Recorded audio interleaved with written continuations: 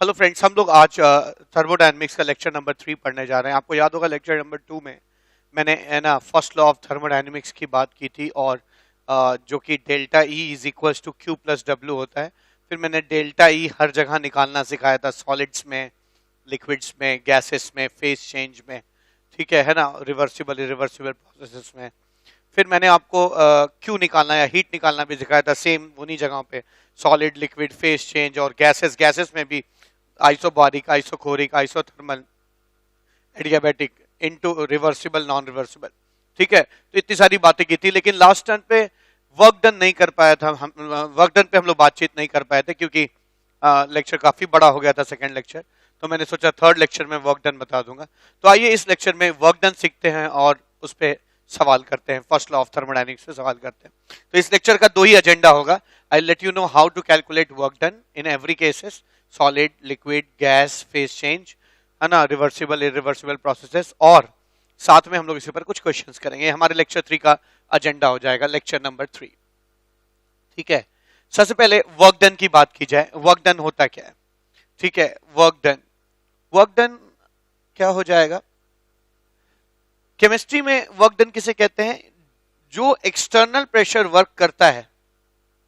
अगर अगर ये हमारा इनिशियल वॉल्यूम है, एक्सटर्नल प्रेशर इसके ऊपर वर्क कर रहा है और थोड़ी देर बाद ये इसका फाइनल वॉल्यूम हो जाता है, ऐसे एक्सटर्नल प्रेशर ऑफ कोर्स बढ़ गया, ठीक है ना। तो एक्सटर्नल प्रेशर ने वॉल्यूम को चेंज किया, तो हम कहेंगे work is done on the gas and is equals to minus P external delta V, जहां पे डेल्टा वी हो जाएगा V final minus V initial हो जाएगा। ठीक है, अगर एक्सटर्नल प्रेशर कांस्टेंट नहीं है तो वर्क डन का फॉर्मूला हो जाएगा माइनस पी एक्सटर्नल, है ना, डीवी फ्रॉम वी इनिशियल से वी फाइनल। ये वर्क डन का फॉर्मूला हो गया जब एक्सटर्नल प्रेशर ने वर्क किया। ठीक है, अगर उल्टा हो जाए, अगर अगर गैस वर्क करने लगे, ठीक है, अगर गैस वर्क करने लगे, तब भी भले ही गैस ने वर्क किया है पर किसके अगेंस्ट किया है? एक्सटर्नल प्रेशर के अगेंस्ट। हम मानते हैं कि ये गैस जो है एक्सटर्नल एटमॉस्फेयर को ढकेलती चली जा रही है और वर्क कर रही है, ठीक है, और ढकेलते ढकेलते ढकेलते ये चीज यहां तक पहुंच जाती है, अगर, है ना, यहां तक पहुंच जाती है, फाइनल वॉल्यूम हो जाता है, तो मैं कह सकता हूं work done is equals to, same formula लग जाएगा, ठीक है, minus P external delta V. तो ये वर्क डन का फॉर्मूला है सब केसेस में। केसेस चाहे रिवर्सिबल हो या इरिवर्सिबल केसेस हो, दोनों केस में ये लगेगा।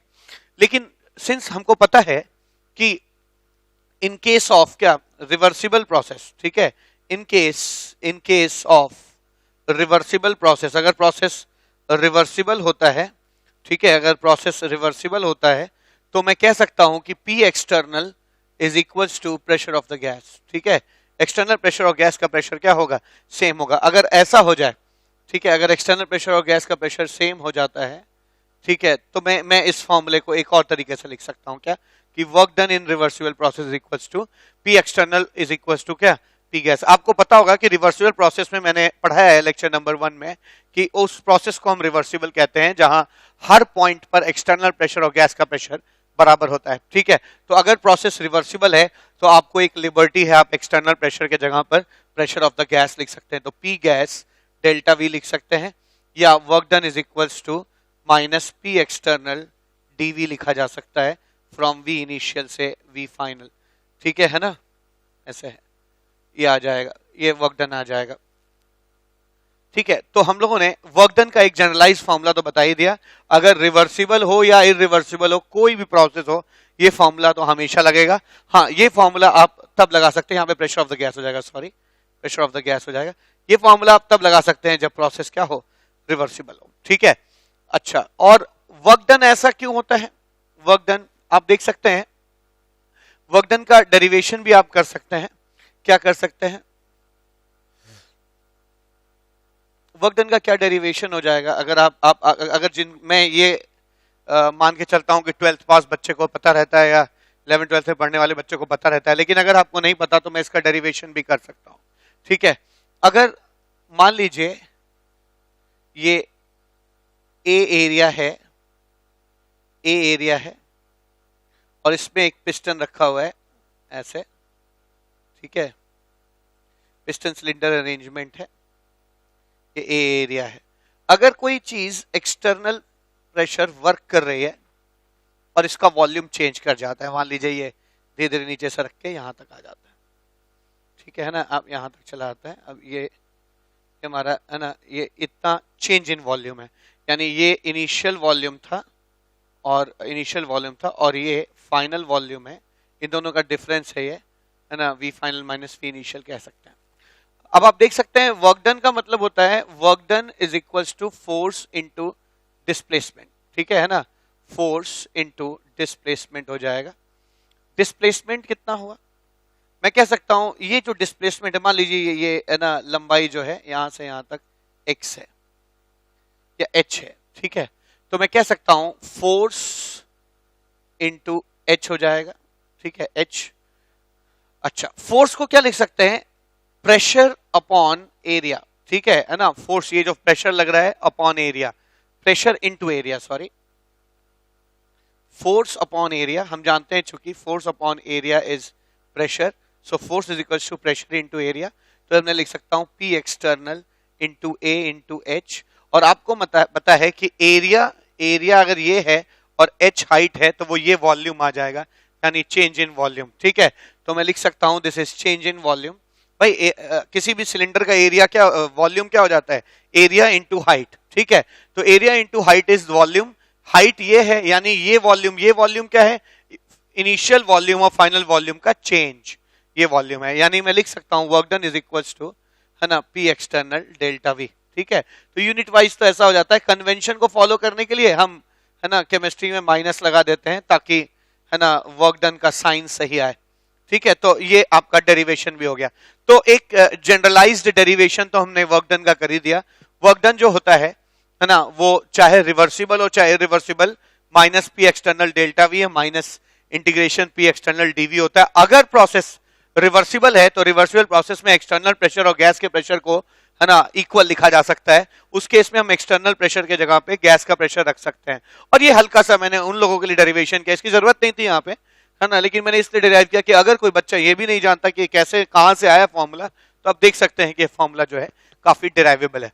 अब हमारा जो नेक्स्ट एजेंडा है वो क्या है कि मैं आपको सिखाऊं कि कैसे work done solids, liquids, phase change और गैसेस में निकलते हैं, ठीक है। गैसेस में भी हम लोग हर एक प्रोसेस के तह पे जाएंगे, पता लगाएंगे कि आइसोकोरिक, आइसोबारिक, आइसोथर्मल, है ना, रिवर्सिबल, इरिवर्सिबल प्रोसेसेस में वर्क डन कैसे निकालते हैं, ठीक है। तो आइए अब अगला चीज सॉलिड्स और लिक्विड्स के केस में वर्क डन निकालना सीखते हैं।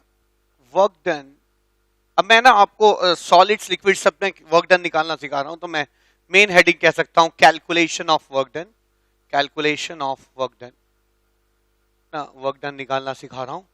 और इसमें भी कैलकुलेशन ऑफ वर्क डन, उसमें भी सबसे पहले मैं सॉलिड्स और लिक्विड्स का केस ले रहा हूं, सॉलिड्स एंड लिक्विड्स। सॉलिड्स और लिक्विड्स गैस के से थोड़े से डिफरेंट होते हैं, गैसेस का बिहेवियर कंडीशन से बदलता है, पर सॉलिड लिक्विड्स का बहुत ज्यादा कंडीशन से, है ना, इनके बिहेवियर पे फर्क नहीं पड़ता। अब मान लीजिए एक लिक्विड है ना, जिसका वॉल्यूम कुछ भी इनिशियल है, ठीक है, और आप इसको कंप्रेस करते हैं, ठीक है, आप इसको कंप्रेस करते हैं जिससे इसका वॉल्यूम बदल जाता है, ठीक है।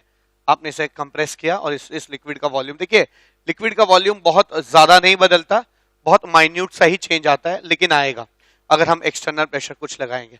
या सेम विथ सॉलिड्स आल्सो, ठीक है, अगर आप एक सॉलिड है और इस सॉलिड पे अगर आप एक्सटर्नल प्रेशर लगाते हैं, P एक्सटर्नल हर तरफ से P एक्सटर्नल लगाते हैं, ठीक है ना, हर तरफ से, तो हो सकता है कि इसके वॉल्यूम में थोड़ा सा चेंज आए, ठीक है ना, हो सकता है इसके वॉल्यूम में थोड़ा सा ही सही बदलाव जरूर आएगा, है ना, हो सकता है ये पिछले अपने वॉल्यूम से थोड़ा सा श्रिंक कर जाए, ठीक है। मैं ऐसे डॉटेड दिखा रहा हूं कि लग रहा है जैसे श्रिंक कर गया, ये V इनिशियल है, ये V फाइनल है।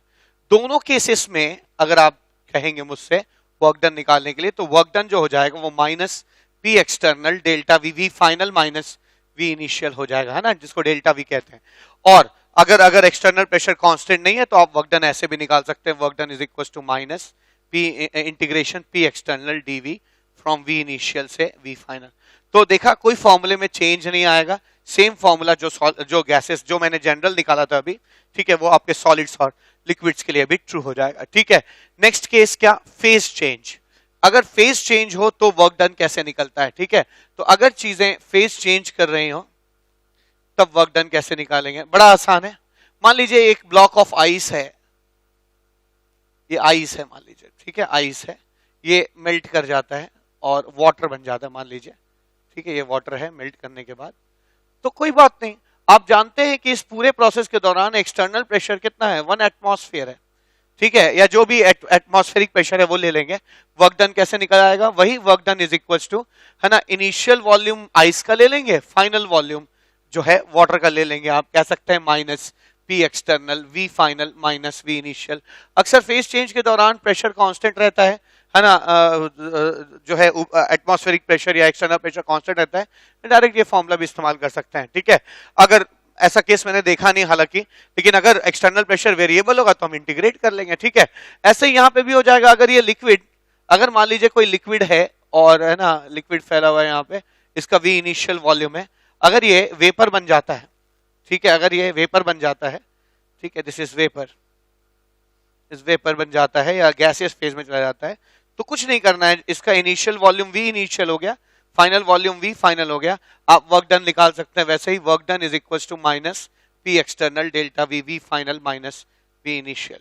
ठीक है, V final minus V initial लिखा जा सकता है। ठीक है, तो मैंने देखा कि फेज चेंज के दौरान, ठीक है ना, फेज चेंज के दौरान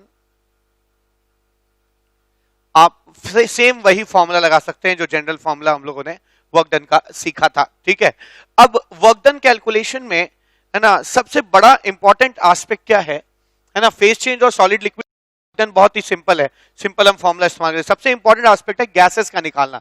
गैसेस का वर्क डन कैसे निकलेगा, वो भी हर एक कंडीशंस में गैसेस अलग अलग बिहेव करते, तो हमें हर एक कंडीशन में जाके वर्क डन का कैलकुलेशन सीखना होगा। तो आइए वर्क डन कैलकुलेशन करना हम लोग गैसेस में सीखते हैं। Part C, calculation of work done for gases. ठीक है, फॉर गैसेस, उसमें भी पहला केस आइसोकोरिक प्रोसेस। ठीक है, आइसोकोरिक प्रोसेस कहेंगे। आइसोकोरिक प्रोसेस वो प्रोसेस होते हैं जिसमें चेंज इन वॉल्यूम जीरो होता है ना, या डीवी जीरो होता है, यानी वॉल्यूम क्या रहता है, कांस्टेंट रहता है। तो अगर वर्क डन निकालने की कोशिश आप इस केस में करेंगे तो आपको पता चलेगा कि वर्क डन हर बार जीरो आएगा, क्योंकि वर्क डन जो है वो minus P external delta we होता है, और चूंकि डेल्टा वी जीरो है इसलिए वर्क डन जीरो हो जाएगा। या वर्क डन अगर आप इंटीग्रेशन से भी निकाल रहे हैं तो उस केस में भी वर्क डन जीरो आएगा, क्यों, क्योंकि डीवी की वैल्यू जीरो हो जाएगी, तो वर्क डन जीरो हो जाएगा। ठीक है, तो ये आइसोकोरिक प्रोसेस हो गया।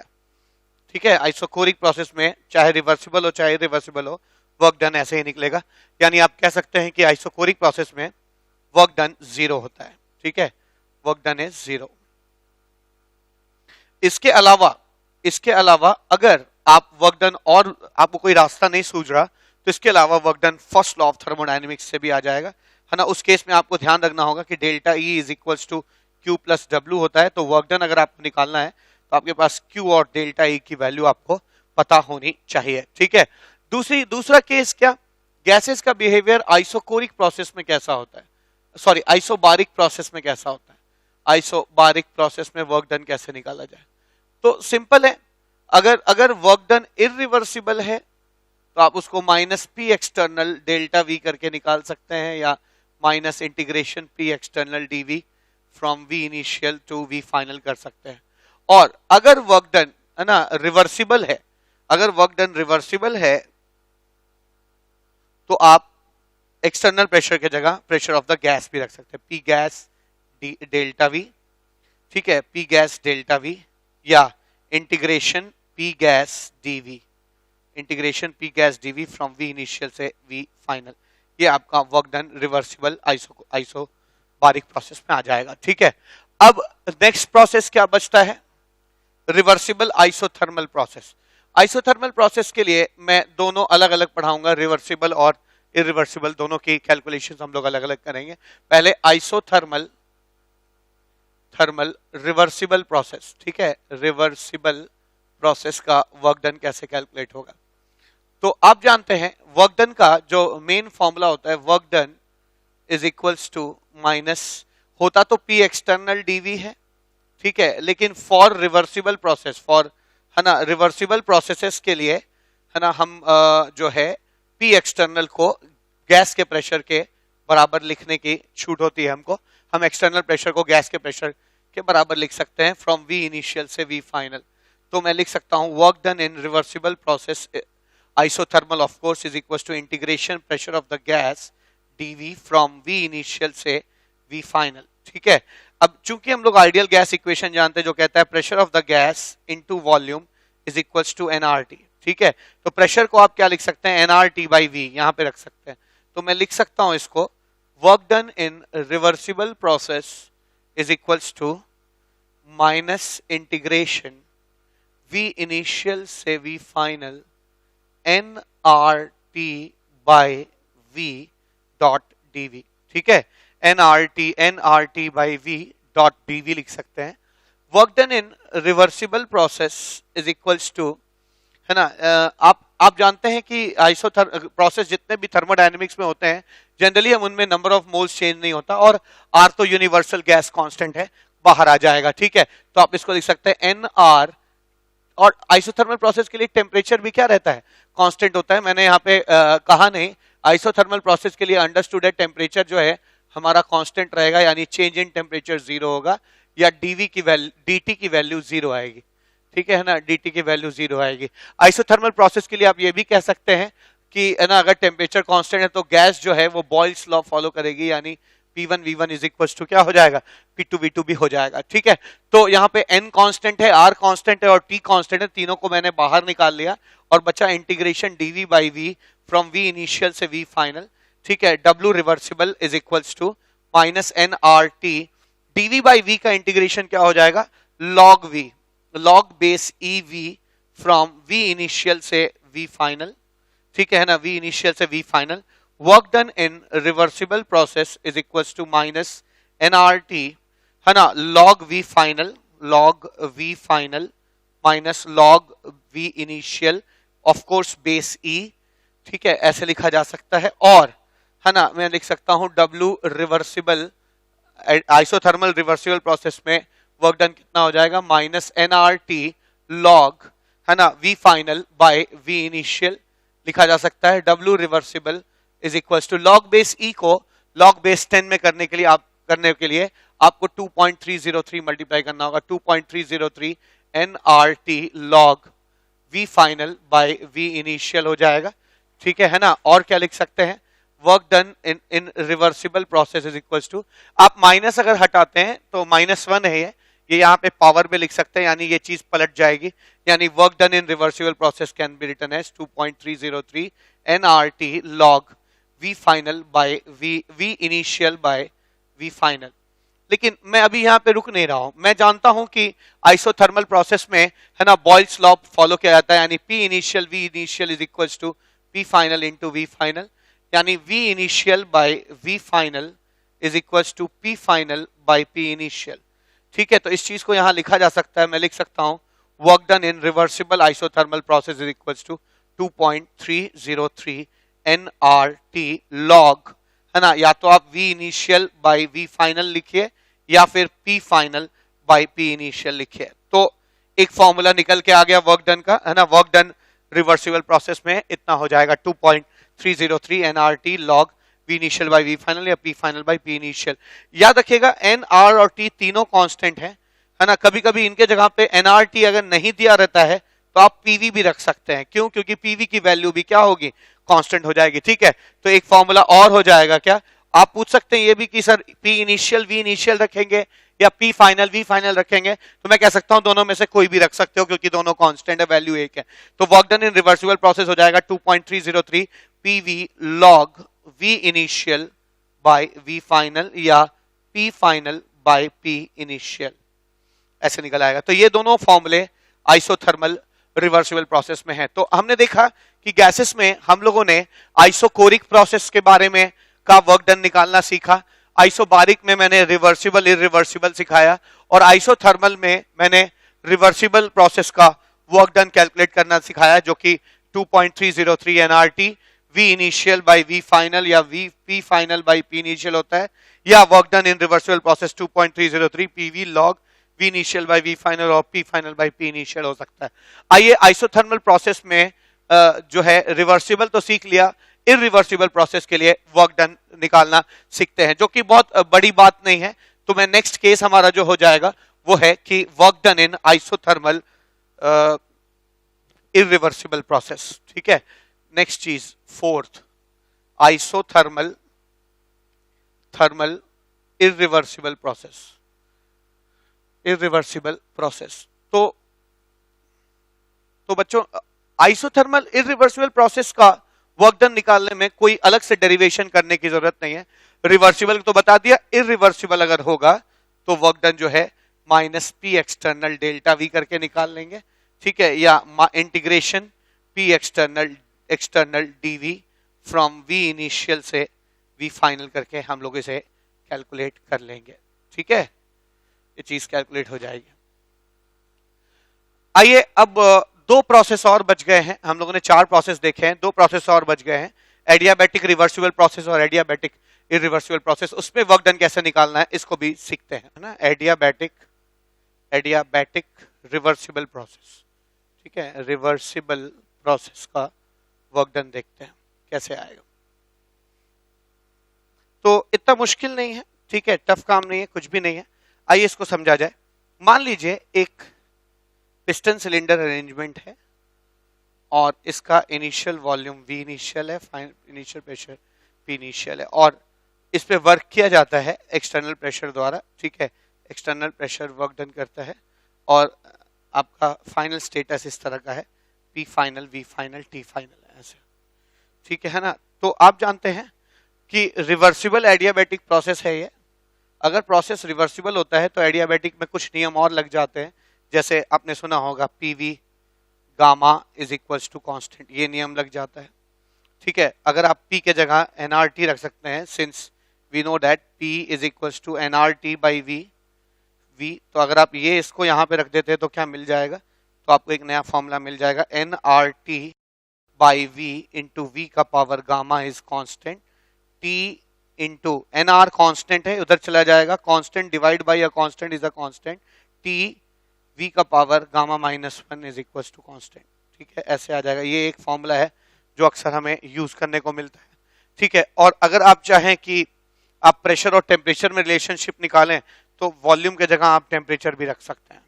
ठीक है ना, वॉल्यूम के जगह आप टेम्परेचर भी रख सकते हैं। क्या आ जाएगा, है ना, हमें मालूम है टेम्परेचर क्या होता है, nRT बाय, सॉरी, हम जानते हैं PV is equal to nRT, PV is equal to nRT, और आप अगर V के जगह, वॉल्यूम के जगह nRT बाई P रख दीजिए, है ना, वॉल्यूम के जगह nRT बाई P रख दीजिए। तो यहां में अगर मैं वॉल्यूम के जगह nRT बाई P रख दूं तो क्या मिल जाएगा, P into nRT by P का power gamma is equals to constant. ठीक है, यहां पे मैंने वॉल्यूम के जगह nRT बाई P रख दिया है, nRT बाई P यहां पे रखा, तो मुझे क्या मिल जाएगा, P n का पावर P इंटू n का पावर गामा इंटू R का पावर गामा इंटू T का पावर गामा बाई P का पावर गामा।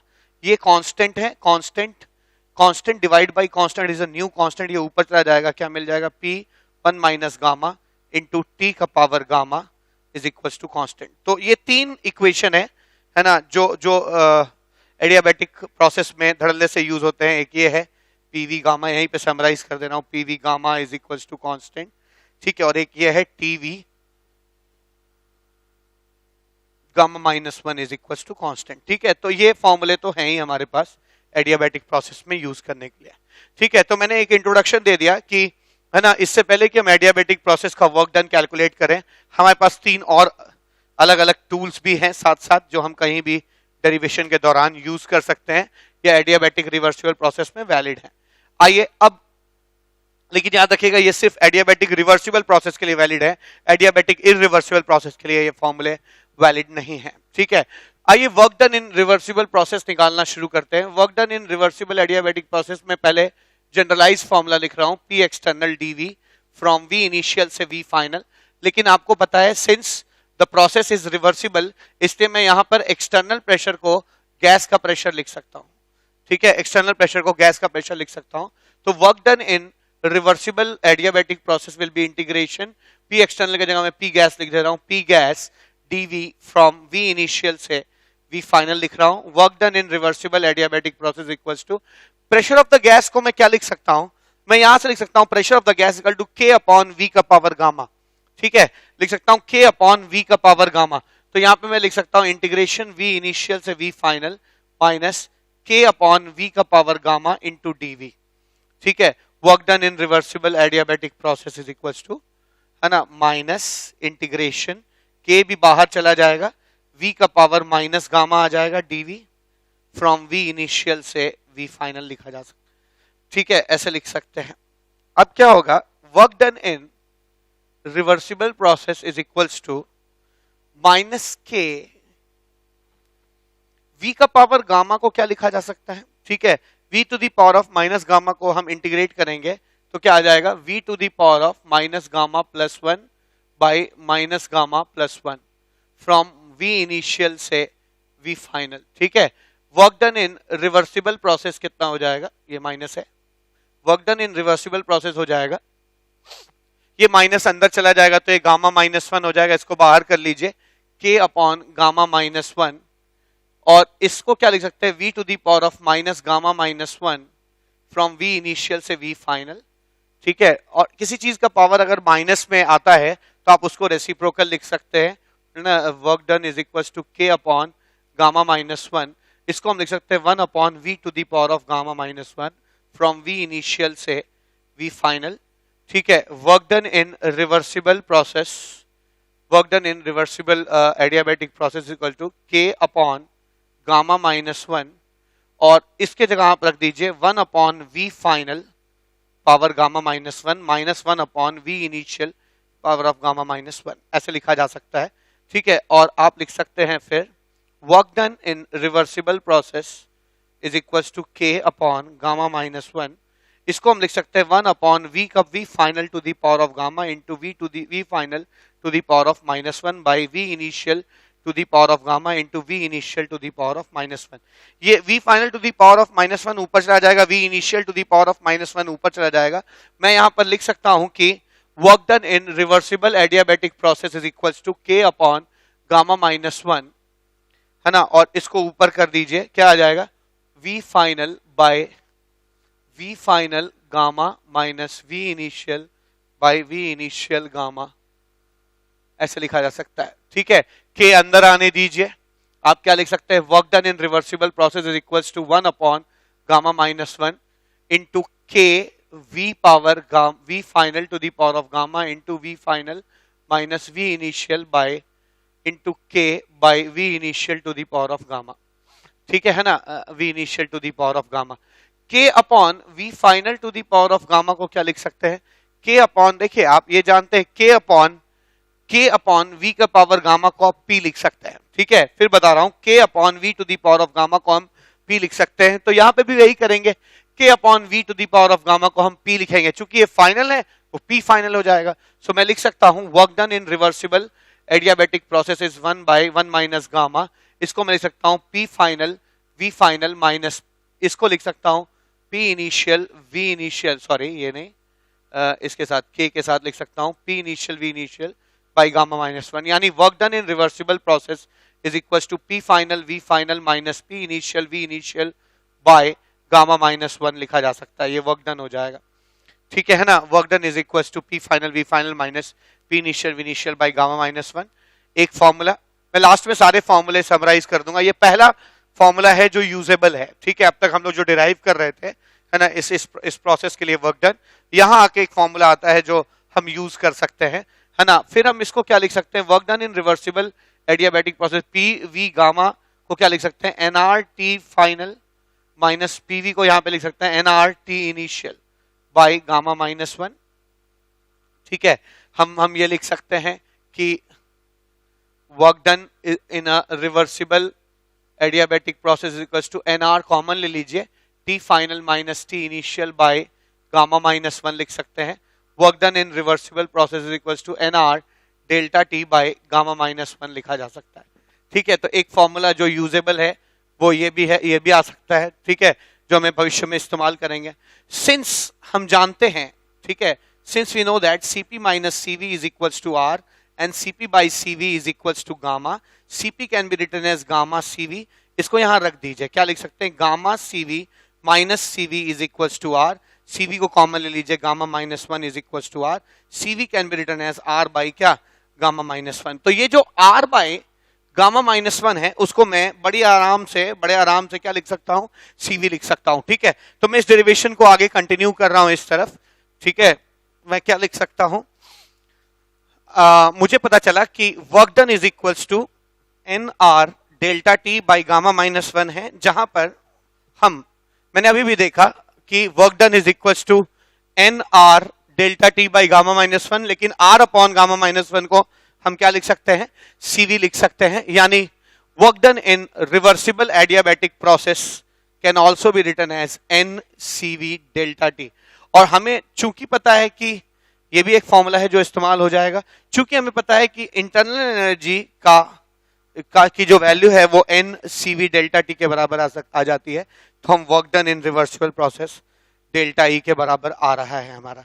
आना भी चाहिए, आना इसलिए चाहिए क्योंकि मैंने हमेशा आप लोग को ये चीज सिखाई है कि जो आप हर तरफ से थक जाइए और कहीं से वैल्यू ना निकले तो फर्स्ट लॉ ऑफ थर्मोडायनेमिक्स से आ सकती है।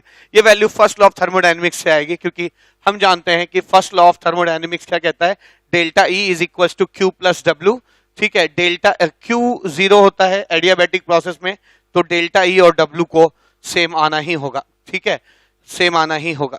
तो ये इसलिए ये दोनों सेम हो जाते हैं। तो मैंने अब जितनी बातें सिखाई, चाहे ये फॉर्मूला मैंने डिराइव किया, एक पहला फॉर्मूला फर्स्ट, या दूसरा फॉर्मूला ये सेकंड, ठीक है, या फिर मैंने एक फॉर्मूला डिराइव किया यहाँ पे वर्क डन का थर्ड, या हम एक निष्कर्ष पे निकले कि work done in reversible process is equal to delta E, ठीक है, फोर्थ। आइए अब इन चीज को समराइज कर लेते हैं। तो मैं कह सकता हूं कि अब हम लोग वर्क डन इन एडियाबैटिक प्रोसेस रिवर्सिबल में निकालना जानते हैं कि अगर रिवर्सिबल प्रोसेस है एडियाबैटिक तो वर्क डन कैसे आएगा, ठीक है। मैं इसको अभी समराइज कर देता हूं, ठीक है, और इस बात को हमें याद रखना है। तो मैं कह सकता हूं यहां पे कि जो हमारी अभी इस पूरी डेरिवेशन की जो समरी है वो क्या है, समरी क्या हो जाएगी कि अगर आपको वर्क डन निकालना है रिवर्सिबल एडियाबैटिक प्रोसेस में तो गांठ बांध लीजिए, इतने फॉर्मूले हैं जो आपको आने चाहिए, P final V final minus P initial V initial by gamma minus 1, या NR delta T bye gamma minus 1, या NCV डेल्टा T या डेल्टा E, ठीक है। तो ये आपका वर्क डन रिवर्सिबल प्रोसेस का निकालने का तरीका हो गया, ठीक है। तो आपको याद होगा कि अभी हम लोग इस लेक्चर में क्या क्या कर चुके हैं, मैं आपको याद दिलाऊं।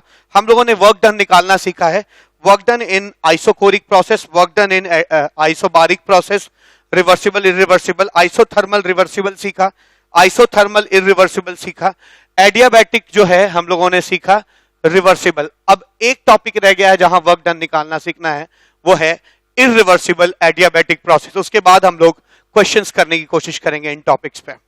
एडियाबैटिक इरिवर्सिबल प्रोसेस अगर होगा, इरिवर्सिबल प्रोसेस है तो वर्क डन कैसे निकलेगा, ठीक है ना, वर्क डन कैसे निकलेगा। अगर इरिवर्सिबल प्रोसेस होता है तो वर्क डन का यही फॉर्मूला होता है P external dV from V initial से V फाइनल। तो या तो आप ऐसे लगा सकते हैं और डिराइव कर सकते हैं ऑन द स्पॉट, ठीक है ना। वर्क डन इरिवर्सिबल प्रोसेस को उसका वर्क डन आप ऐसे भी निकाल सकते हैं, W irreversible is equals to minus P external delta V करके निकाल सकते हैं। मैं व्यूअर्स या जो बच्चे देख रहे हैं इस वीडियो को उनको सलाह दूंगा कि एक छोटा सा शॉर्ट नोट्स बनाइए, क्योंकि मैंने बहुत सारे प्रोसेसेस के है ना बहुत सारी चीजें हर प्रोसेस में निकालना सिखाया है। तो आपके पास एक समरी होनी चाहिए कि हाँ भाई वर्क डन जो है सॉलिड्स के केस में ऐसे निकलेगा, लिक्विड्स के केस में ऐसे निकलेगा, फेज चेंज में ऐसे निकलेगा, आइसोकोरिक में ऐसे निकलेगा, आइसोबारिक रिवर्सिबल में ऐसे निकलेगा, आइसोबारिक इरिवर्सिबल में ऐसे निकलेगा। जितने केसेस बन सकते हैं जो मैंने बताया उनको एक पेज पे समराइज कर लीजिए तो आपके लिए क्वेश्चन करना थोड़ा सा इजी हो जाएगा। ठीक है, लास्ट चीज डिराइव कर रहा हूं मैं, एडियाबैटिक इरिवर्सिबल प्रोसेस का वर्क डन। एक तरीका क्या है, डायरेक्ट फॉर्मूला लगा दीजिए, या और फ्लॉट तो है ना, फर्स्ट लॉ ऑफ थर्मोडायनेमिक्स से भी डिराइव हो सकता है। सिंस हम जानते हैं कि delta E is equal to Q plus W होता है और क्यू जीरो होता है एडियाबैटिक प्रोसेस के लिए, तो आप लिख सकते हैं delta E is equal to W, W is equal to delta ही, आप लिख सकते हैं W is equal to delta ही, चाहे वो इरिवर्सिबल ही क्यों ना हो। डेल्टा ई को हम क्या लिख सकते हैं, N CV delta T, CV को हम लिख सकते हैं N R delta T by gamma minus one, और इसको लिख सकते हैं N R T final minus N R T initial by gamma minus one. N R T final को हम क्या लिख सकते हैं, P final V final minus P initial V initial by gamma minus one. तो ये फॉर्मूला आ गया irreversible process का। आप एक बार पूछ सकते हैं कि सर ये तो फॉर्मूला बिल्कुल आपने रिवर्सिबल के केस में भी यही निकाला था। ठीक है, तो व्हाट इज द डिफरेंस, दोनों का फॉर्मूला तो एक ही जैसा है, तो फिर अंतर क्या है दोनों में, बिल्कुल अंतर है, दोनों की वैल्यूज अलग अलग आएंगी क्योंकि फाइनल स्टेट का पी फाइनल वी फाइनल अलग अलग आएगा। मैं इस चीज को समझाता हूं, मान लीजिए आप एक स्टेट पे हैं, स्टेट वन, ठीक है, आप स्टेट वन पे हैं और यहां से आप एक रिवर्सिबल प्रोसेस करके स्टेट टू पे आते हैं, है ना, यहां का प्री इनिशियल वी इनिशियल ये है, यहां का पी फाइनल वी फाइनल ये है। ठीक है, स्टेट टू पे आए, लेकिन ये तो रिवर्सिबल हुआ ना। अगर प्रोसेस इरिवर्सिबल होगा, अगर प्रोसेस इरिवर्सिबल होगा, ठीक है, तो रिवर्सिबल और इरिवर्सिबल प्रोसेस में एक अंतर होता है। रिवर्सिबल प्रोसेस में हीट लॉस नहीं होता, जबकि इरिवर्सिबल प्रोसेस में हीट लॉस होता है या एनर्जी लॉस होता है। तो दोनों अलग अलग स्टेट में पहुंचेंगे। ये जिस स्टेट टू में पहुंचेगा, स्टेट टू डैश कह रहा हूं, वो अलग होगा उससे, यानी यहां का जो पी डैश फाइनल और वी डैश फाइनल होगा वो अलग होगा। तो फॉर्मूला एक ही है, पर अगर आप रिवर्सिबल के केस में पी फाइनल वी फाइनल ये वाला रखा जाएगा और पी इनिशियल वी इनिशियल ये रखेंगे, वैल्यू अलग आएगी। और अगर इरिवर्सिबल होगा तो फॉर्मूला वही है, पर value P dash V dash finals रखी जाएगी, minus P initial V initial रखा जाएगा बाई गामा माइनस वन। तो दोनों में वर्क डन की वैल्यू अलग अलग आएगी। आपको मालूम होगा कि अगर कोई प्रोसेस रिवर्सिबली होता है और इरिवर्सिबली होता है तो रिवर्सिबल प्रोसेस में वर्क डन इरिवर्सिबल से ज्यादा होता है। ठीक है ना, ऐसा। तो हम लोगों ने यहां पर गैसेस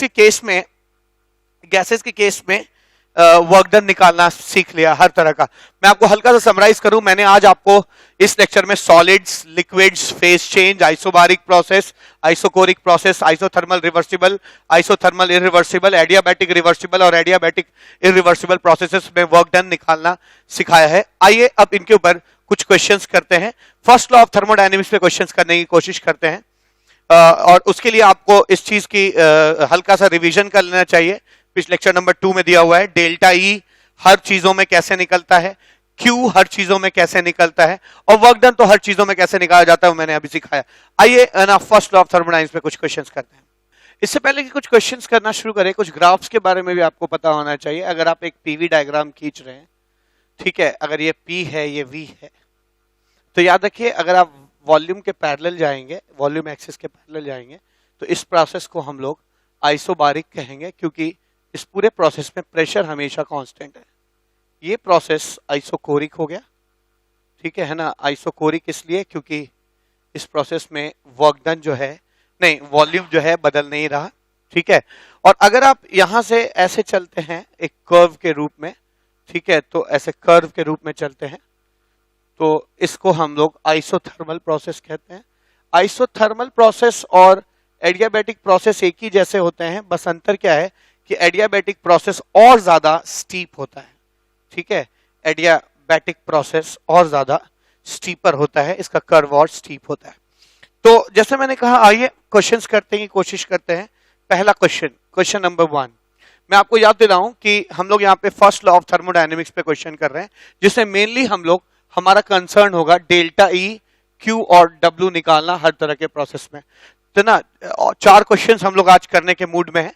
4 क्वेश्चन के बाद लेक्चर नंबर 4 में मैं आपको डेल्टा एच पढ़ाऊंगा और फिर हम लोग लेक्चर नंबर 5 में और क्वेश्चंस करेंगे। लेकिन आज मैं सिर्फ 4 क्वेश्चन करना चाहता हूं। क्वेश्चन नंबर 1, पहला क्वेश्चन क्या है, during an expansion during an expansion. मैं व्यूवर्स से रिक्वेस्ट करूंगा कि इन क्वेश्चंस को, है ना, आप सिर्फ देखें नहीं। अगर मैंने क्वेश्चन लिख दिया है बोर्ड पे, आप वीडियो को पॉज करके अब पूरा क्वेश्चन खुद करने की कोशिश करिए, ना आए तो फिर आप सॉल्यूशन देख सकते हैं।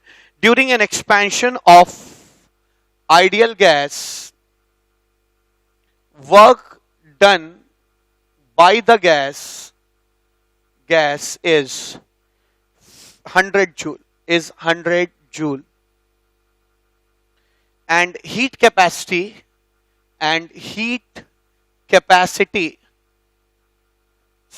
of the process is plus 2 joule per degree Celsius.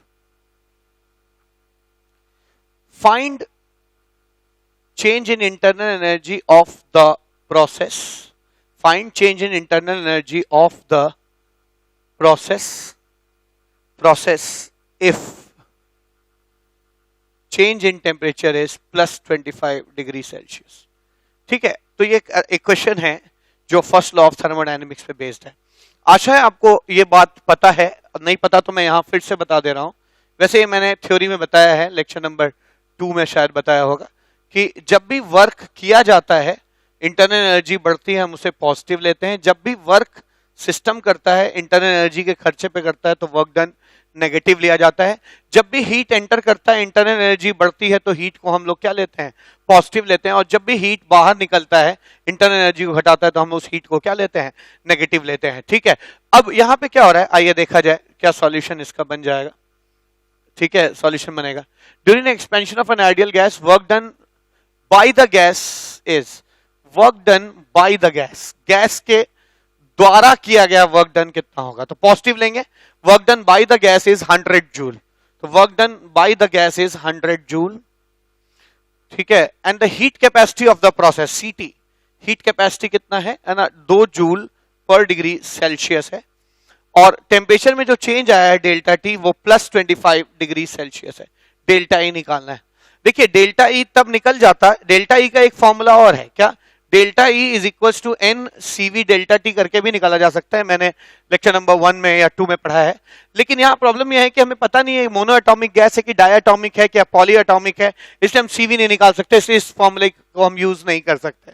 अगर हम इस फॉर्मूले को यूज नहीं कर सकते तो हमारे पास फिर दो ही चारा बचता है कि हम, एक ही चारा बचता है सॉरी, कि हम इसको फर्स्ट लॉ ऑफ थर्मोडायनेमिक्स से डिराइव करें। फर्स्ट लॉ ऑफ थर्मोडायनेमिक्स से डेल्टा ई आ जाएगा अगर हमें क्यू और डब्ल्यू का पता होगा। तो आइए पता लगाते हैं। डब्ल्यू का तो हमें पहले से ही पता है, work done is plus 100 joule, है ना। हीट हम निकाल सकते हैं, हीट कितना हो जाएगा, वर्क डन प्लस 100 जूल नहीं होगा, work done by the gas है ना, work done by the gas. जब भी गैस वर्क करती है उसकी इंटरनल एनर्जी घट जाती है, इंटरनल एनर्जी घट जाती है तो वर्क डन हम नेगेटिव लेते हैं। यानी यहां जो वर्क डन लिया जाएगा वो -100 लिया जाएगा। अब क्यू निकाला जाए, आप लेक्चर नंबर 2 रेफर कर सकते हैं जिससे मैंने क्यू निकालना बहुत डिटेल में बताया है। मैंने क्यू निकालने के कई सारे फॉर्मूले बताए थे। एक बताया था एम सी डेल्टा टी जहां सी स्पेसिफिक हीट है, या मैंने सिखाया था एन सीएम डेल्टा टी जहां सीएम जो है मोलर हीट कैपेसिटी है, या मैंने बताया था कि एक फॉर्मूला ये भी होता है सीटी डेल्टा टी, है ना, जहां पे टोटल हीट कैपेसिटी अगर पता हो। कैसे पता है ये टोटल हीट कैपेसिटी है, आप इसके यूनिट से देख सकते हैं, ये जूल पर डिग्री सेल्सियस है।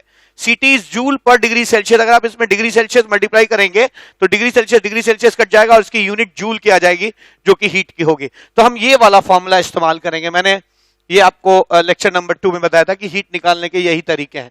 अब आप ध्यान दीजिएगा क्वेश्चन में क्या दिया है। अक्सर यूनिट्स देखकर पता चल जाता है कि ये सीटी है कि सीएम है। अगर सीएम होता तो जूल पर मोल पर डिग्री सेल्सियस होता, अगर स्पेसिफिक हीट होता तो जूल पर डिग्री सेल्सियस पर ग्राम होता या पर केजी होता। तो ये फॉर्मूला इस्तेमाल कर लीजिए, क्या आ जाएगा, Q की वैल्यू आ जाएगी Q is equals to CT delta T. Q is equals to CT कितना है ना, टोटल हीट कैपेसिटी कितना है, 2 जूल पर डिग्री सेल्सियस, 2 जूल पर degree Celsius into delta T. Delta T कितना हो जाएगा, 25 degree Celsius. Degree Celsius cut गया, ये चीज आ जाएगी 50 जूल के आसपास आ जाएगी। ठीक है, तो चूंकि टेम्परेचर बढ़ा है तो डेल्टा टी पॉजिटिव होगा और सीटी तो पॉजिटिव है ही, तो इसलिए वैल्यू ऑटोमेटिकली पॉजिटिव आ जाएगी। अब मुझे क्यू का भी पता चल गया, क्यू जो है हमारा 50 जूल है। तो क्या हम डेल्टा ई निकाल सकते हैं बड़े आराम से, सिंस वी नो दैट, है ना, from first law of thermodynamics that delta E is equal to Q plus W. ठीक है, since Q is equal to plus 50 joule and work done is equal to कितना, minus 100 joule आ जाएगा, plus minus 100 joule कर लीजिए, यह आ जाएगा 50 minus 100, that is minus 50 joule, इसका आंसर हो जाएगा। तो हम कह सकते हैं कि इस क्वेश्चन का आंसर क्या है, delta E is equal to minus 50 joule. आइए सेकंड क्वेश्चन करते हैं। क्वेश्चन नंबर 2 क्या कहता है, calculate the work performed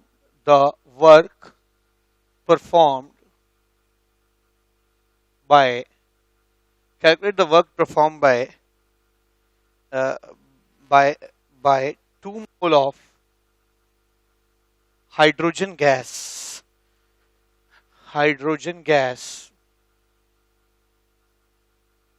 expanded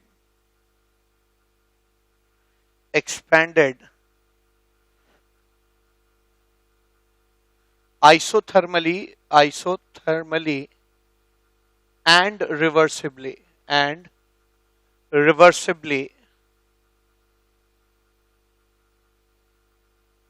at 25 degrees Celsius from 25 liters to 50 liters, sorry 15 liters to 50 liters। ठीक है ना, ये क्वेश्चन पूछा जा रहा है। ठीक है, आइए निकालते हैं। वर्क डन परफॉर्म बाय, जो भी व्यूवर्स देख रहे हैं इसको वीडियो को पॉज करके खुद भी कर सकते हैं। ठीक है ना, नंबर ऑफ मोल्स 2 मोल है, हाइड्रोजन से इनका मतलब है डाई एटॉमिक गैस। ठीक है, हाइड्रोजन मतलब क्या आपको क्वेश्चन में समझना चाहिए कि ये डाई एटॉमिक गैस है। अगर कभी हमको इसकी सीपीसीवी की जरूरत पड़ेगी तो यहां से पता चल जाएगा, है ना। वी इनिशियल जो है 15 लीटर्स है और वी फाइनल जो है वो 50 लीटर है, और टेम्परेचर आइसोथर्मल प्रोसेस में बदलेगा नहीं। 25 डिग्री सेल्सियस को मैंने केल्विन में कन्वर्ट कर दिया, 273.15 जोड़ा मैंने और 298 केल्विन आ जाएगा। ठीक है, तो अगर कोई पूछता है कि what is the work done in reversible isothermal process, तो आप कह सकते हैं 2.303 N R T NRT log V initial by V final, V initial by V final। ठीक है, तो हम लिख सकते हैं 2.303 NRT log V initial by V final। आप पे डिपेंड करता है, अगर आपको चीजें जूल में चाहिए 8.31 रखिए, केल्विन में चाहिए, है ना, आप सॉरी कैलोरीज में चाहिए आप 2 रख सकते हैं, एटमॉस्फेयर लीटर में चाहिए आप यहाँ पर 0.0821 रख सकते हैं। ठीक है, ये चीज निकल के आएगी 2.303 N R T log V initial 15 हो जाएगा और V फाइनल 50 हो जाएगा, यानी 3/10 लिख सकते हैं। यानी work done in reversible process is equal to 2.303 N into R into T log 3 माइनस log 10, है ना, ये आ जाएगा 2.303 N इंटू N2 है 8.31 इंटू 298 log 3 हो जाएगा 0.4771 या 0.48 minus 1।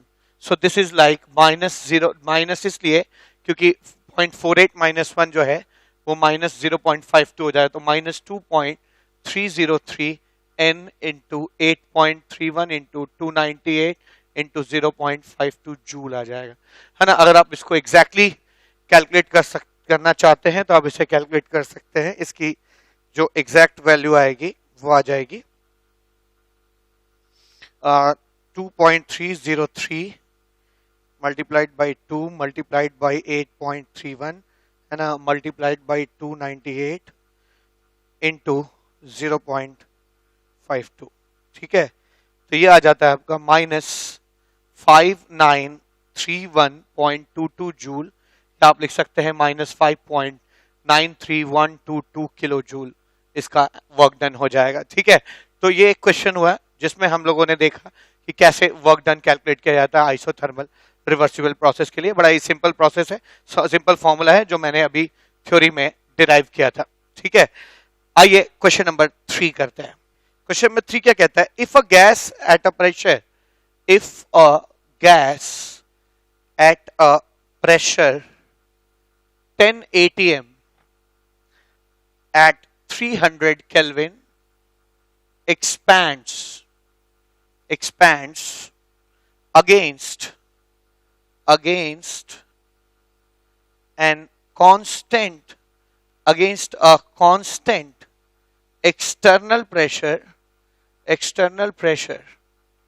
constant external pressure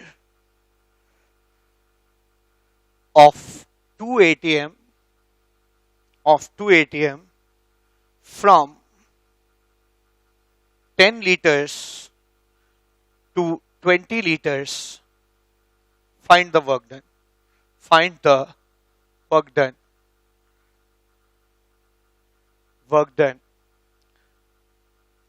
The process is isothermal.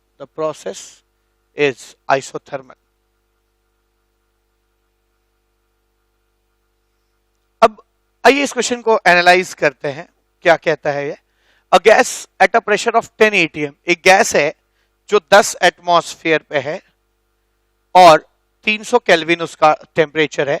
इसको एक्सपैंड किया जा रहा है 2 एटमॉस्फेयर तक, है ना। तो ऑफ कोर्स इसका अगर 10 एटीएम से 2 एटीएम तक ले जा रहे हैं, ठीक है ना, तो इसमें कोई ना कोई चेंज आ रहा है। एक्सटर्नल प्रेशर जो है वो 2 एटीएम है ना। A gas at constant pressure expanded against a constant external pressure of 2 atm from this. नहीं, यहाँ फाइनल प्रेशर नहीं पता हमें। हाँ, फाइनल वॉल्यूम और इनिशियल वॉल्यूम पता है। इनिशियल वॉल्यूम 10 लीटर है और फाइनल वॉल्यूम 20 लीटर है।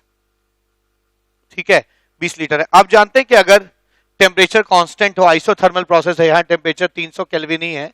ठीक है, अगर टेम्परेचर कांस्टेंट रहता है तो आप बॉयल्स लॉ लगा सकते हैं, यानी P1 V1 is equal to P2 V2। तो ये P2 जरूर, ये अगर 100 है तो यहाँ 5 atm होना चाहिए। ठीक है, तो आप लिख सकते हैं P1 V1 is 100, so P2 V2 will be 100।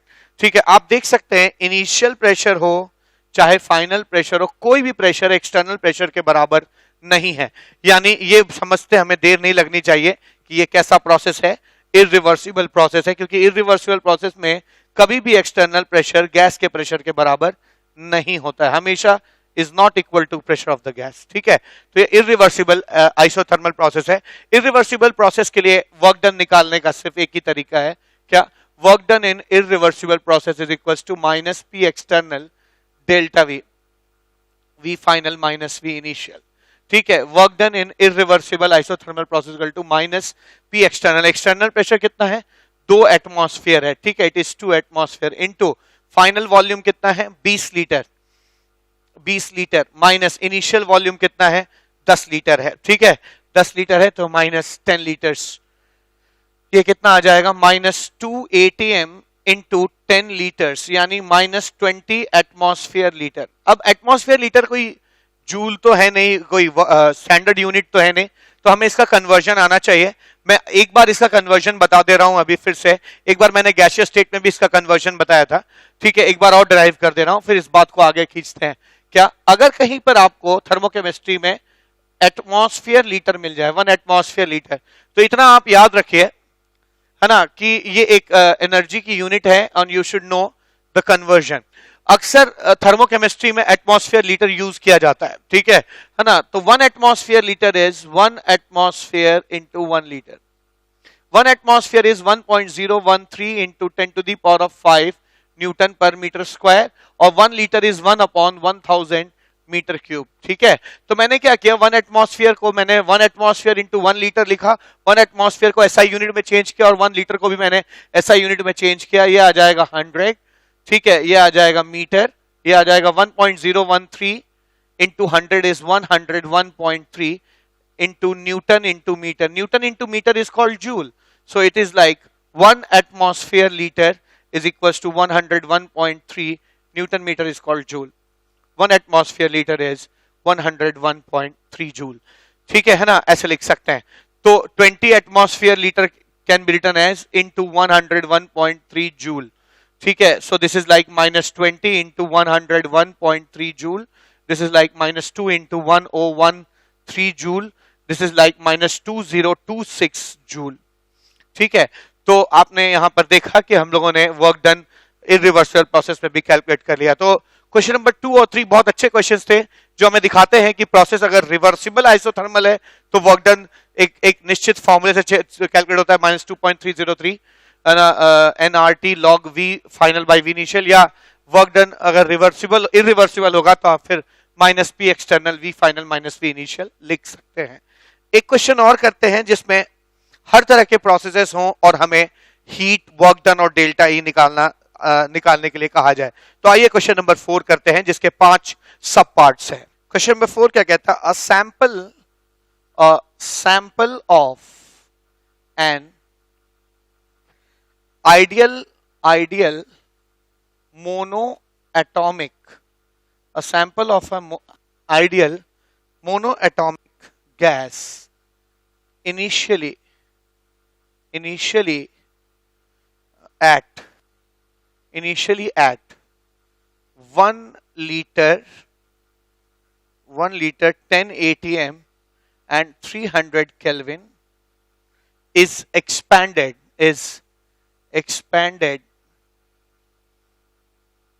till its volume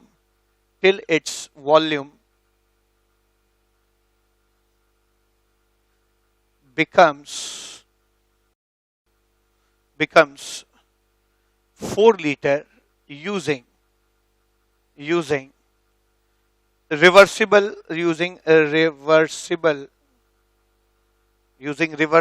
isothermal expansion.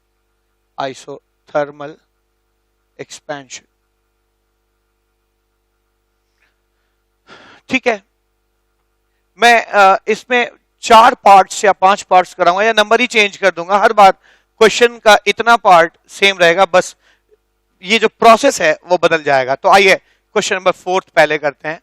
A sample of an ideal monoatomic gas, solution क्या हो जाएगा इसका? एक मोनोएटॉमिक गैस है, आइडियल है, जो 1 लीटर 10 एटीएम और 300 केल्विन पे है, और इसको एक्सपैंड कर रहे हैं तब तक जब तक वॉल्यूम 4 लीटर नहीं हो जाता, ठीक है। और प्रोसेस आइसोथर्मल है, यानी टेम्परेचर हमेशा 300 केल्विन होगा और प्रोसेस रिवर्सिबल भी है, ठीक है ना। हाँ, ये चीज है। कैलकुलेट क्या करना है? Calculate delta E, W and Q, heat, work done और डेल्टा ई निकालना है, ठीक है। अच्छा, ठीक है, एक काम करते हैं, जब भी आपसे पूछा जाए हीट निकालिए, वर्क डन निकालिए, डेल्टा ई निकालिए, तो आपका मेन मकसद क्या होना चाहिए? पहले वो चीज निकालना जो सबसे आसानी से आ जाएगा, ठीक है। इंटरनल एनर्जी यहां पर आप सबसे आसानी से निकाल सकते हैं क्योंकि इंटरनल एनर्जी का फॉर्मूले में डेल्टा टी आता है, और आपको मालूम है कि आइसोथर्मल प्रोसेस में डेल्टा टी 0 होगा, ठीक है। डेल्टा टी 0 होगा, तो डेल्टा टी अगर 0 हो जाएगा तो इंटरनल एनर्जी 0 हो जाएगी, ठीक है। एक चीज। दूसरी चीज, सेकंड चीज में सबसे आसानी से क्या निकाल सकता हूं? वर्क डन, क्योंकि वर्क डन का मेरे पास डायरेक्ट फॉर्मूला है 2.303 nRT log V initial minus V by V final। लेकिन आपको जान के आश्चर्य होगा, यहां nRT की वैल्यू नहीं पता है, nR की वैल्यू नहीं पता है, तो आप nRT के जगह है ना PV भी लिख सकते हैं, ठीक है। यानी work done in reversible isothermal processes 2.303 PV log V initial by V final। मैंने कहा कि आइसोथर्मल प्रोसेस में बॉयल्स लॉ लगता है, ये मैंने थ्योरी में बताया है, तो PV इज इक्वल्स टू हमेशा कांस्टेंट रहता है। तो अगर आपके मन में आता है कि कौन सा प्रेशर कौन सा वॉल्यूम, तो आप कोई भी प्रेशर कोई भी वॉल्यूम जो भी नोन हो आइसोथर्मल प्रोसेस में आप रख सकते हैं। यहां पर मेरे को प्रेशर और वॉल्यूम पता है, 1 लीटर और 10 एटमॉस्फेयर में यही रखने जा रहा हूं। यानी यहां पे क्या लिख सकते हैं? 2.303 into 1 ATM, sorry 10 ATM into 1 litre, है ना, इंटू, अगर ये एटमॉस्फेयर लीटर में है तो इसको जूल में किया जा सकता है। कैसे लिख सकते हैं? 101.3 joule log V initial by V final. V initial कितना है? इनिशियल वॉल्यूम है 1 लीटर और फाइनल वॉल्यूम कितना है? 4 लीटर, ठीक है। इनिशियल वॉल्यूम जो है 1 लीटर है और फाइनल वॉल्यूम यहाँ पे 4 लीटर है। तो आप इसको कैलकुलेट कर सकते हैं। एटमॉस्फेयर लीटर को जूल में कन्वर्ट करने के लिए मैंने पहले ही 101.3 फैक्टर से मल्टीप्लाई कर रखा है, ठीक है। आप इसको लिख सकते हैं 2.303 इंटू 10 इंटू 101.3। log 1/4 को आप लिख सकते हैं माइनस log 4, ठीक है। तो ये आ जाएगा 2.303 इंटू, और 10 मल्टीप्लाई करेंगे तो आ जाएगा 1013 और माइनस माइनस हो गया, और log 4 की वैल्यू होती है 0.6021 जूल, ठीक है। तो ये फाइनल वैल्यू जो इसकी निकल के आ जाएगी, हम लोग इसको कैलकुलेट कर सकते हैं। यहाँ पे फाइनल वैल्यू आएगी 2.303 इंटू 1013 इंटू 0.6021, तो इसकी फाइनल वैल्यू आ जाती है -1404.66 जूल। अगर आप इसको किलो जूल में करना चाहते हैं तो -1.40466 किलो जूल हो जाएगा, ठीक है। तो यहां पर हम लोगों ने, है ना, वर्क डन भी कैलकुलेट, इंटरनल एनर्जी भी कैलकुलेट कर लिया, 0 आएगी, ठीक है। इंटरनल एनर्जी कैलकुलेट कर लिया, 0 आएगी। मैंने वर्क डन भी कैलकुलेट कर लिया, रिवर्सिबल प्रोसेस में कितना आ रहा है, -1.40466 किलो जूल आ रहा है। अब अगर मुझसे कोई कहता है हीट कैलकुलेट करने के लिए, तो मैं आराम से कैलकुलेट कर सकता हूं। Since by float I can say delta E is equal to Q plus W. Delta E 0 है, 0 is equal to Q plus W, Q is equals to minus W. So Q in this process will be equal to minus 1.40 kilojoule approximately. ठीक है, so Q is equals to plus 1.40 kilojoule. तो इस question में आपने एक demonstration देखा जहां isothermal reversible process था, और मैं सारी चीजें मुझे कैलकुलेट करने के लिए कही गई थी, डेल्टा ई, डब्ल्यू और क्यू, जो कि मैंने एक एक करके कैलकुलेट कर लिया। आइए क्वेश्चन नंबर 5 करते हैं, जो कि इसी में थोड़ा सा चेंज लाकर आ जाएगा, ठीक है। क्वेश्चन नंबर 5 क्या कहता है, देखा जाए। क्वेश्चन नंबर 5 कहता है क्या कि सेम क्वेश्चन सेम है ना। 5th क्वेश्चन में क्वेश्चन सेम है, कहता है a sample of an ideal monoatomic gas initially at 1 litre 10 atm 300 kelvin is expanded till its volume, है ना, बिकम्स 4 लीटर यूजिंग, ना हियर इट चेंजेस, ठीक है। यहां पर ये बदल जाएगा, क्या आ जाएगा, आइए देखते हैं। ये आ जाएगा यूजिंग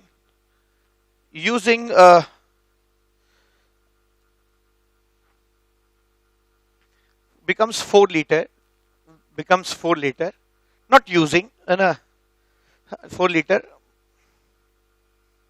using, of course, है ना, using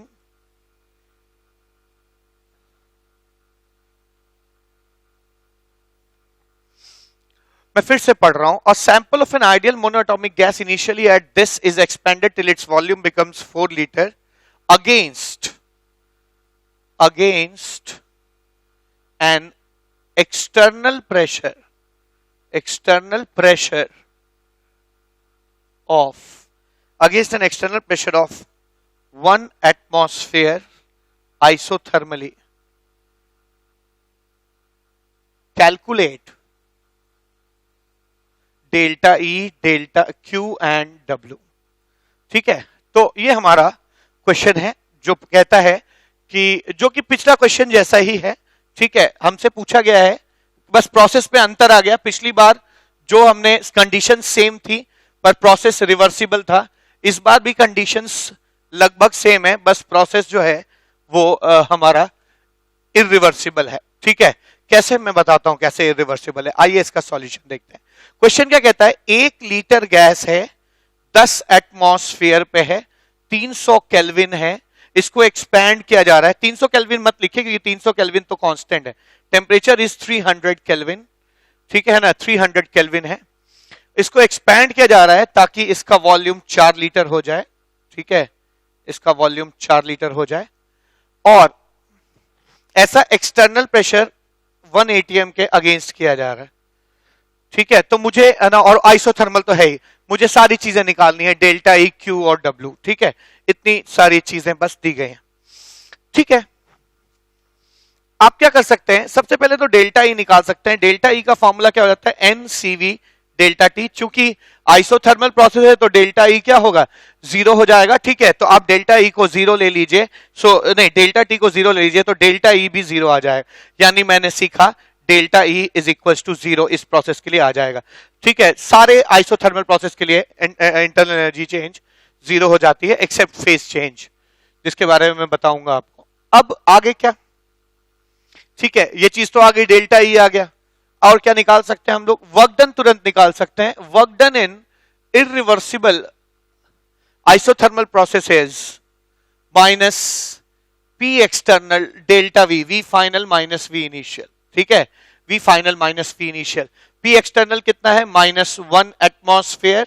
ठीक है, 1 एटमॉस्फेयर है, और वी फाइनल आपका 4 लीटर है, और वी इनिशियल कितना है, 1 लीटर है। तो आप लिख सकते हैं 4 litre minus 1 litre, this is like -1 ATM into 3 litre, that is -3 atmosphere litre, which is -3 into, एक एटमॉस्फेयर लीटर को 101.3 जूल लिख सकते हैं, दैट इज -303.9 जूल।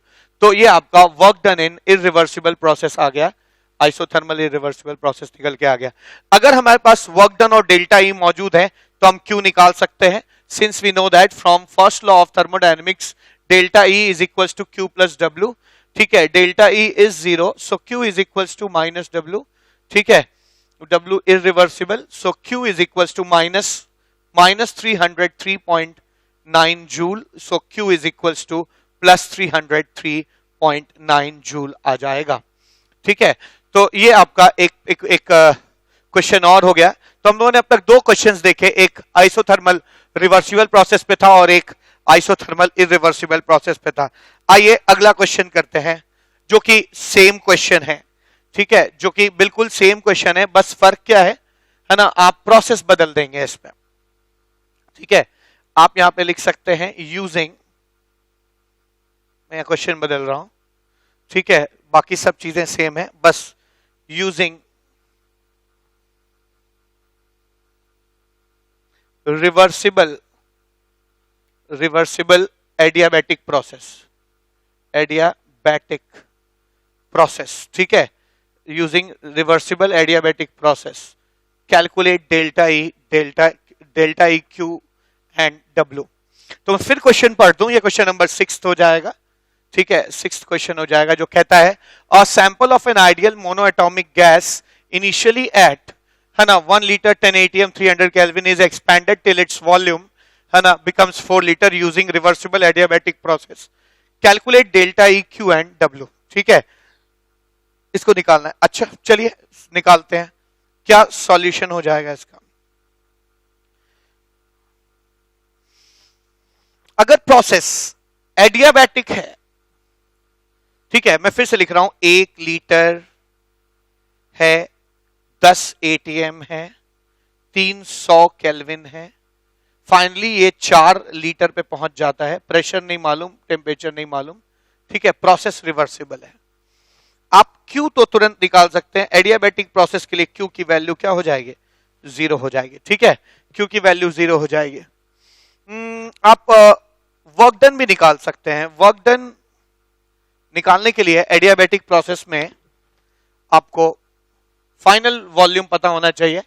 ठीक है, क्योंकि वर्क डन का जो फॉर्मूला है ना, वो ये जैसे मैंने अभी डिराइव किया था, work done in reversible adiabatic process is P final V final minus P initial V initial by gamma minus। ठीक है, that can also be written as NR T final minus NR T initial by gamma minus 1। ठीक है, और इसको लिख सकते हैं, वैसे आप ये फॉर्मूला इस्तेमाल करते हैं, P final V final minus P initial V initial by gamma minus 1 में P फाइनल हम लोग डिराइव कर सकते हैं। ठीक है, तो आइए इसी फॉर्मूले को यूज करके करेंगे, पर फाइनल प्रेशर पहले निकाल लेते हैं। फाइनल प्रेशर कैसे निकलेगा, सिंस हम लोग ये बात जानते हैं कि एडियाबैटिक प्रोसेस में PV गामा इज इक्वल, यानी P initial V initial gamma is equal to P final V final gamma. ठीक है, P इनिशियल कितना है, initial pressure is 10 atmosphere, initial volume is 1 litre. ठीक है, to the power of gamma. Monoatomic gas के लिए गामा की वैल्यू हो जाती है 5/3। ठीक है ना, 5/3, तो this is like 5/3 is equal to final pressure जो कि निकालना है into final volume. Final volume कितना है, 4 लीटर है। ठीक है, 4 लीटर है, तो 4 टू द पावर ऑफ 5/3 यानी P final is equals to 10/4 in power 5/3। जो भी आएगा ये फाइनल आपके फाइनल प्रेशर की वैल्यू आ जाएगी। तो आप इसको कैलकुलेट कर सकते हैं। ठीक है, फाइनल प्रेशर की जो वैल्यू आ जाएगी वो आ जाएगी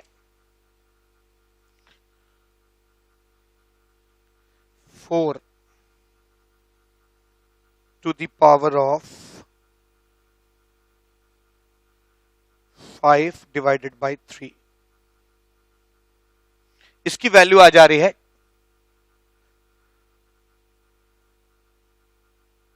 लगभग 1 एटमॉस्फेयर आ जाएगी। 10 divided by 4 to the power of 5/3।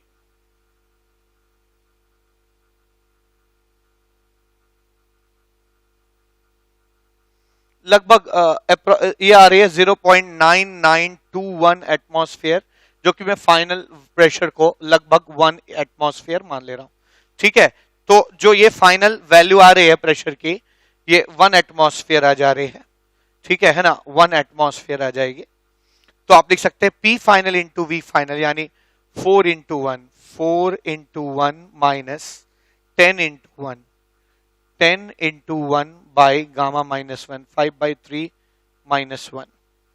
ठीक है, ये आ जाएगी फाइनल वैल्यू आ जाएगी 10 माइनस 4 6/2/3 एटमॉस्फेयर लीटर। ठीक है, यानी ये वर्क डन आ जाएगा -9 एटमॉस्फेयर लीटर। ठीक है, work done in reversible isothermal process कितना आ गया। ठीक है, मैं यहां से देख सकता हूं कि इसकी वैल्यू जो आ रही है वो -9 एटमॉस्फेयर लीटर आ रही है, विच इज -9 इंटू 100 इसको मैं हटा रहा हूं इधर से 101.3, जिसको लिख सकते हैं 9 3 27 9 1 9 10 11 और 9 1 9, इतना -911 जूल। ठीक है, तो मैं कह सकता हूं कि वर्क डन भी मैंने निकाल लिया रिवर्सिबल एडियाबैटिक प्रोसेस में, जो कि निकल के आया -911.7 जूल। हो सकता है सही मल्टीप्लाई किया 927 2 यहाँ पे 7 9 1 9 10 11 1 यहाँ पे 1 9 0 0 + 1 1 1 एंड 9 1 9। Yes, it's correct. ठीक है, 911 जूल। अब अगर मुझे वर्क डन मिल गया, वर्क डन आ गया, मैंने हीट भी कैलकुलेट कर लिया, तो मेरे लिए डेल्टा ई का कैलकुलेशन मुश्किल नहीं है। हम लिख सकते हैं since by first law of thermodynamics we can say that, क्या कह सकते हैं कि delta E is equals to Q plus W. ठीक है ना, डेल्टा ई 0 है। ठीक है, इंटरनल एनर्जी 0 होगा, so Q is equals to minus W. ठीक है, क्यू को आप क्या, सॉरी मैंने यहां गलत लिखा, by first law of thermodynamics we can say delta E is equals to Q plus W. Delta E is equals to Q plus W. Q इसका 0 होगा क्योंकि कैसा प्रोसेस है, एडियाबैटिक प्रोसेस है, तो delta E is equals to हम W लिख सकते हैं। So delta E internal energy is equals to W. W हम यहां से रख सकते हैं, कितना आ जाएगा -911.7 जूल आ जाएगा। ठीक है, तो ये हम लोगों ने लगातार तीसरा क्वेश्चन देखा, जिसमें हम लोगों ने जो है इंटरनल एनर्जी, वर्क डन और हीट कैलकुलेट किया। पहला प्रोसेस एडियाबैटिक रिवर्सिबल था, दूसरा प्रोसेस एडियाबैटिक इरिवर्सिबल था, सॉरी पहला प्रोसेस रिवर्सिबल आइसोथर्मल था, दूसरा प्रोसेस जो है वो इरिवर्सिबल आइसोथर्मल था, तीसरा प्रोसेस रिवर्सिबल एडियाबैटिक है। आइए चौथा करते हैं, जो कि इरिवर्सिबल एडियाबैटिक प्रोसेस होगा। ठीक है, तो मैं इस क्वेश्चन को फिर से हल्का सा ऑल्टर कर रहा हूं। मैं क्या लिखने जा रहा हूं, ये प्रोसेस इरिवर्सिबल एडियाबैटिक हो जाएगा। थोड़ा सा चेंज करते हैं, क्या लिख सकते हैं, बाय एक्सपैंडिंग क्वेश्चन नंबर 7 हो जाएगा, by expanding against P external of 1 atm adiabatically calculate delta E Q plus W। ठीक है, तो अब की बात, सारी कंडीशंस वही है ना, प्रोसेस वही है, बस अंतर यह है कि एडियाबैटिक रिवर्सिबल ना होके अब की बार ये प्रोसेस एडियाबैटिक इरिवर्सिबल हो गया है। कैसे, आइए पता लगाते हैं, देखते हैं इसे। ठीक है, कैसे हो जाएगा। अब मैंने यहां पे देखा कि फिर से मैं इसे लिख रहा हूं सॉल्यूशन। इनिशियली एक गैस है, मोनो एटॉमिक है, आइडियल गैस है, जो इनिशियली 1 लीटर 10 एटमॉस्फेरिक प्रेशर और 300 केल्विन पे है। इसको एक्सटर्नल प्रेशर के अगेंस्ट मैंने 1 atm एक्सटर्नल प्रेशर के अगेंस्ट एक्सपैंड किया और इसका फाइनल वॉल्यूम 4 लीटर हो जाता है। ठीक है, इसका फाइनल वॉल्यूम 4 लीटर हो जाता है। ठीक है, तो मुझे डेल्टा ई, क्यू और डब्ल्यू निकालना है।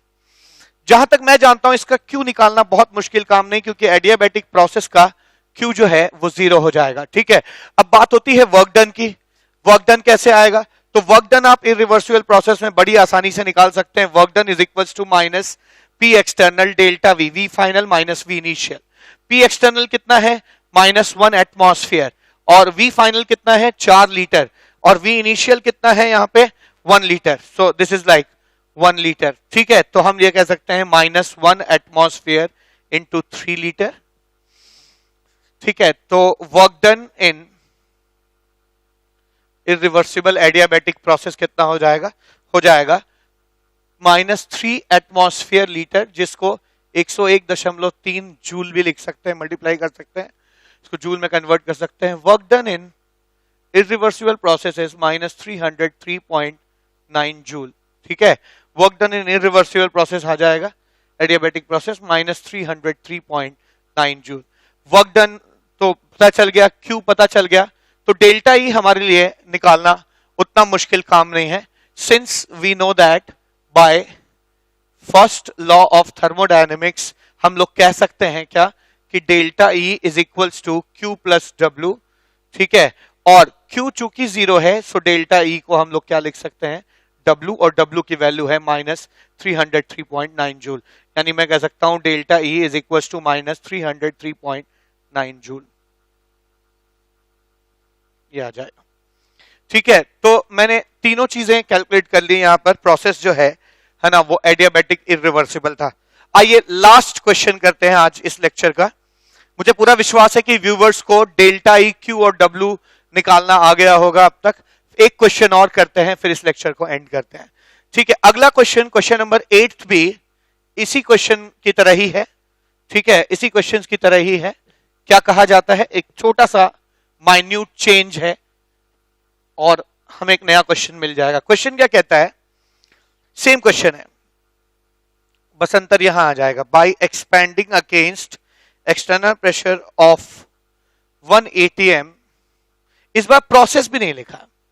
ठीक है ना, आप एक्सटर्नल प्रेशर 1 atm के अगेंस्ट एक्सपैंड कर रहे हैं, in which final pressure is equals to 5 atm। ठीक है, तो क्वेश्चन वही है, सब कुछ वही है। इनिशियली एक गैस 1 लीटर पे है, 10 एटमॉस्फेयर उसका प्रेशर है, 300 केल्विन उसका टेम्परेचर है, एक्सटर्नल प्रेशर 1 atm है, और फाइनल प्रेशर जो है वो 5 atm है। तो यहां पर इस क्वेश्चन में अच्छी बात क्या है कि अब तक जितने भी क्वेश्चंस देखे उसमें ये चीज क्लियरली दी हुई थी कि ये प्रोसेस रिवर्सिबल है, ये प्रोसेस इरिवर्सिबल है, ये प्रोसेस एडियाबैटिक है, ये प्रोसेस आइसोथर्मल है। लेकिन यहां पर ऐसा कोई चीज मेंशन नहीं है, ना आइसोथर्मल एडियाबैटिक मेंशन है, ना ही रिवर्सिबल इरिवर्सिबल मेंशन है। सब कुछ आपको अपने विवेक से सोचकर समझना है। ठीक है, ठीक है। एक्सटर्नल प्रेशर 1 atm है, ये एक्सटर्नल प्रेशर ना इनिशियल प्रेशर के बराबर है और ना ये एक्सटर्नल प्रेशर फाइनल प्रेशर के बराबर है। जब भी एक्सटर्नल प्रेशर और गैस का प्रेशर सेम नहीं होते हैं, प्रोसेस जो है वो इरिवर्सिबल कहा जाता है। ठीक है, प्रोसेस जो है इरिवर्सिबल कहा जाता है। तो ये प्रोसेस इरिवर्सिबल तो श्योर है। मुझे डेल्टा ई, क्यू और डब्ल्यू निकालना है। मुझे लगता है कि मैं वर्क डन तो मैं तुरंत निकाल सकता हूं। क्यों?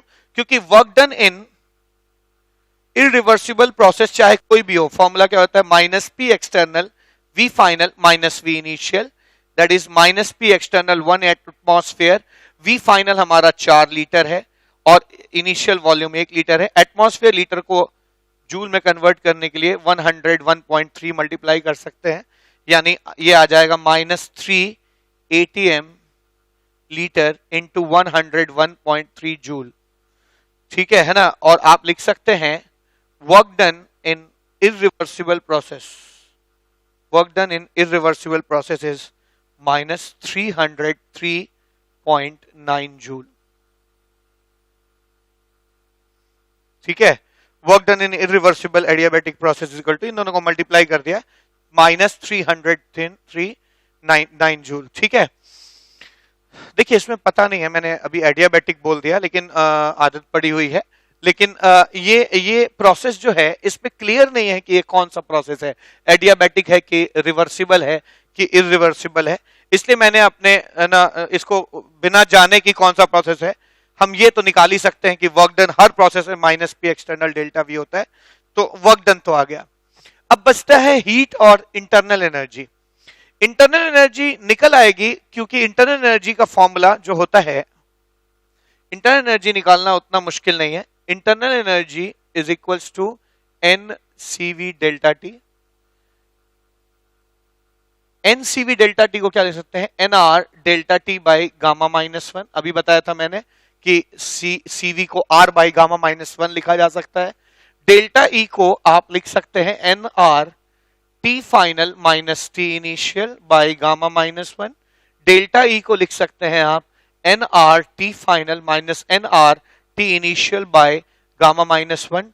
डेल्टा E को लिख सकते हैं आप P final V final minus P initial V initial by gamma -1।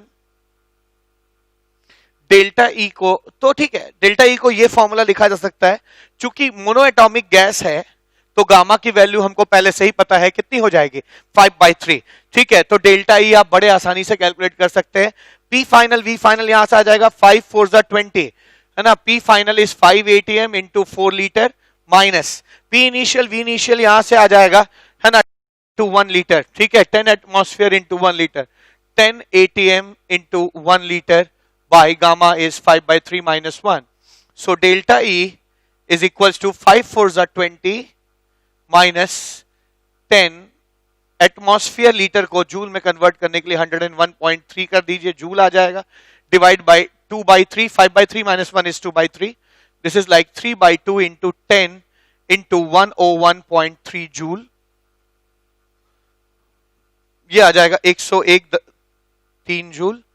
3 3s are 9, 3 1s are 3, 3 0s are 0, 3 1s are 3, 3039 divided by 2 joule.